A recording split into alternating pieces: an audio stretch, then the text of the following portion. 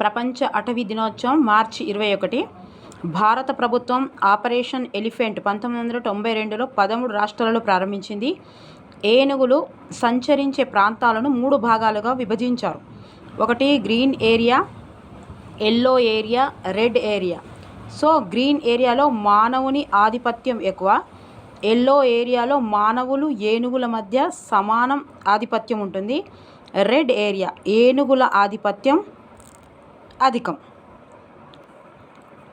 దేశంలో ముఖ్యమైన ఎలిఫెంట్ రిజర్వ్యూలు కామెహ్, సోనిపూర్ ఉత్తరప్రదేశ్ నుండి అస్సాం, కాజీరంగా ఇంటాంగి అస్సాం, నాగాలాండ్, నీలాంబర్ తమిళనాడు, కర్ణాటక, మదురై పెరియార్ తమిళనాడు, అన్నామలై పరంబికులం కేరళ, కౌండిన్య చిత్తూరు ఆంధ్రప్రదేశ్, రాజాజీ పరంబికులం ఉత్తరప్రదేశ్, ఉత్తరాఖండ్.